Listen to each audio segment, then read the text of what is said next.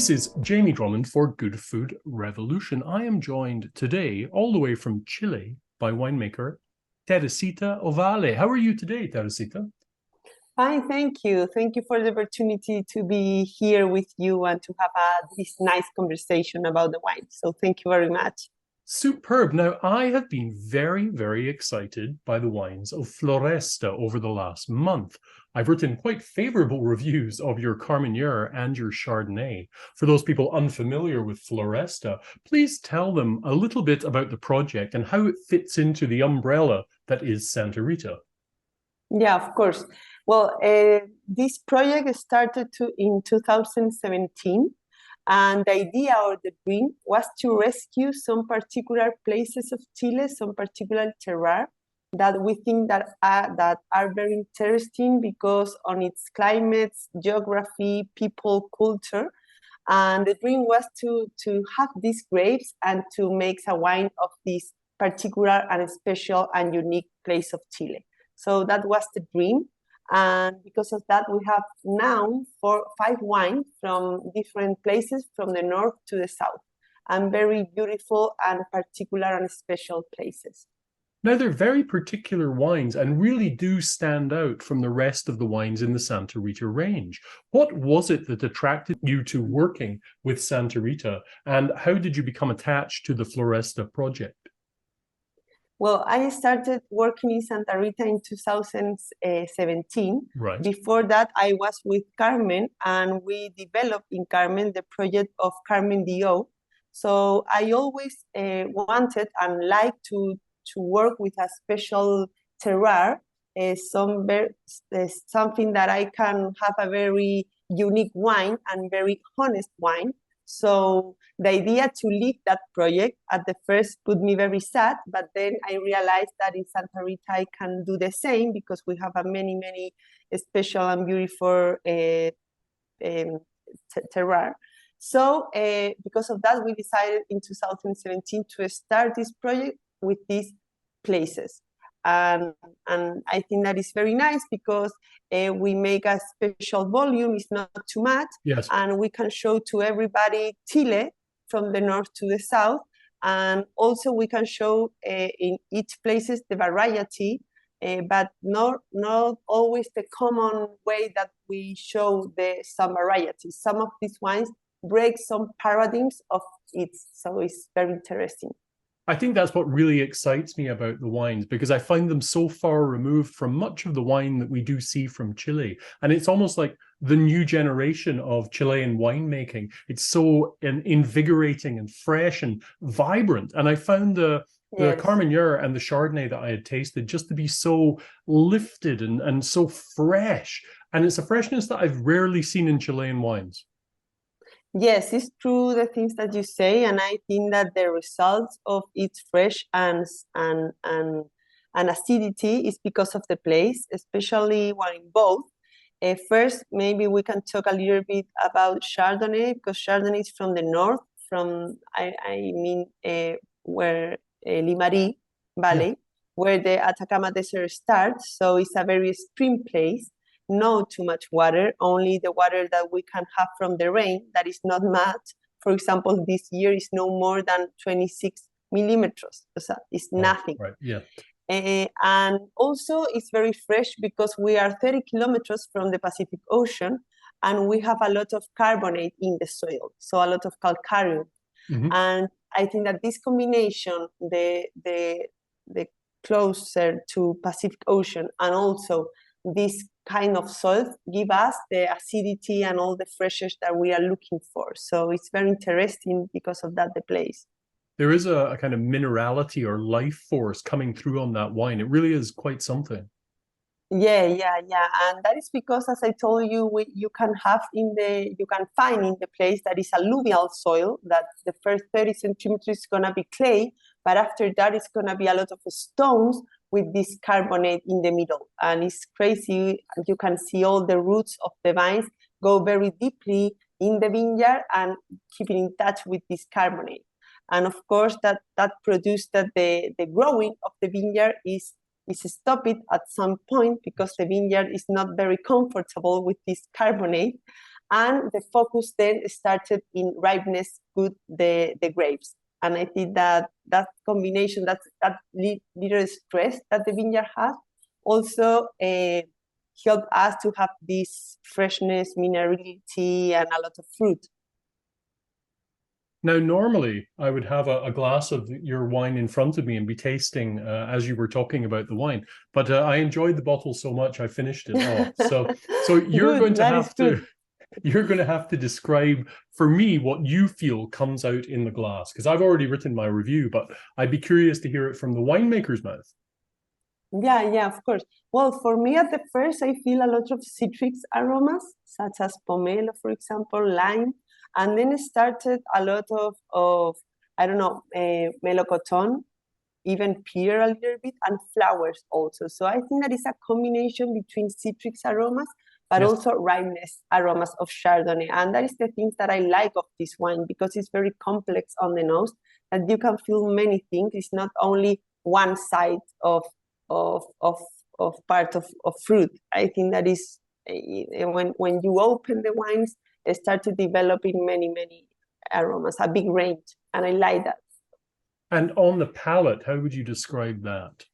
Yeah, I think that on the palate, the acidity and the minerality and the acidity is very deep. You can feel in the whole process that you taste the wine. Yes.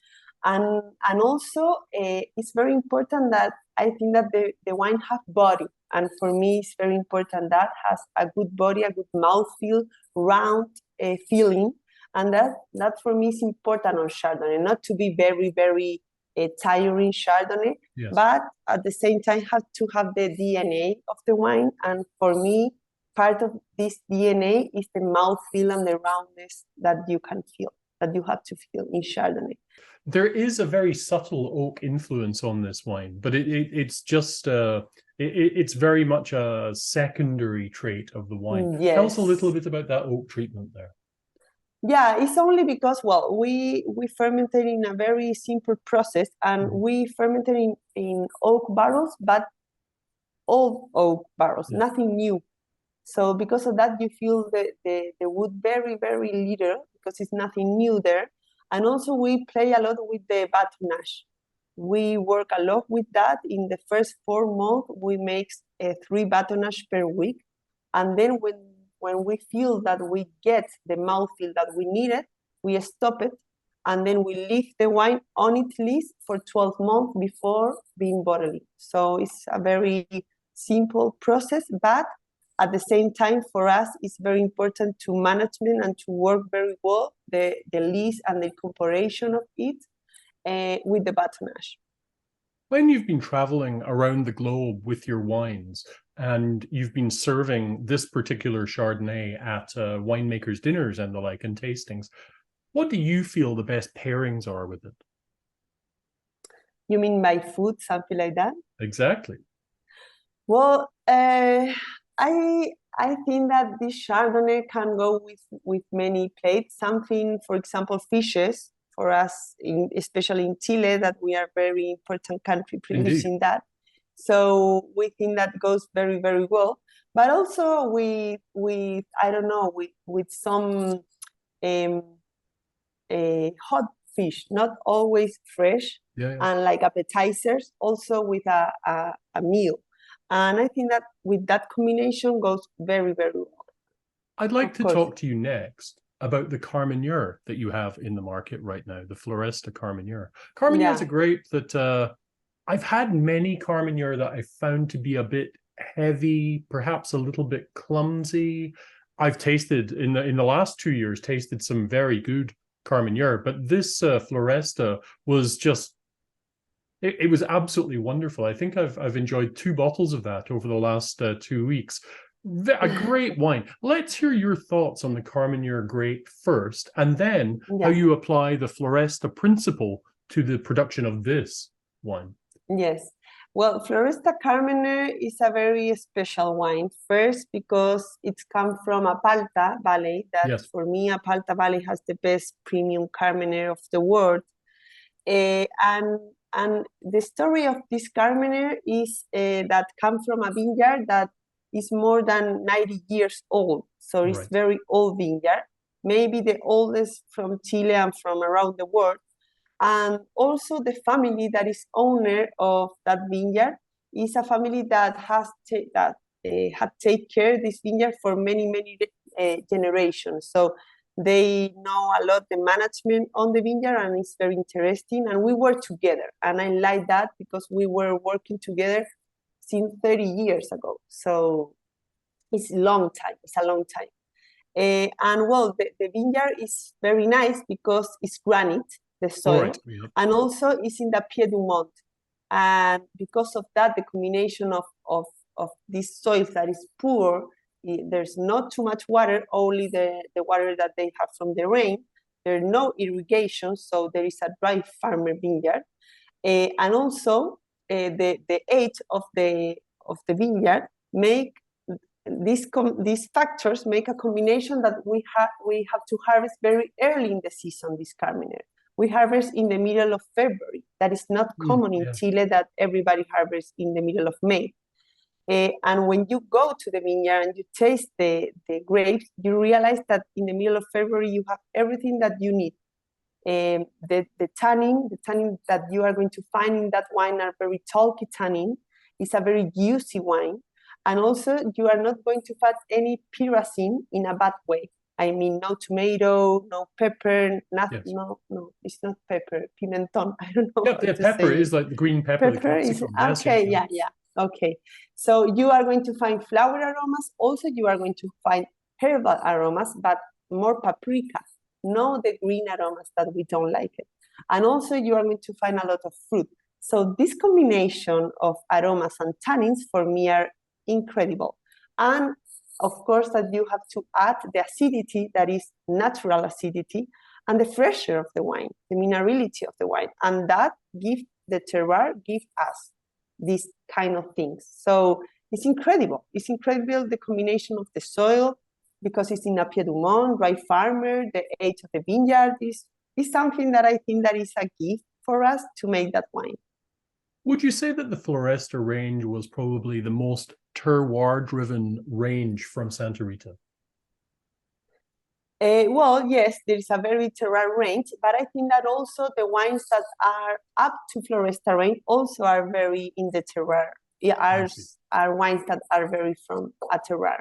So it's nice because I think that Floresta maybe is more accessible because it's not very expensive for the people. Yeah. And if you pay that, you are going to find a range that you can see different places of Chile and are wines that are very honest and really want to show the place. And in the winery, we are very hands-off.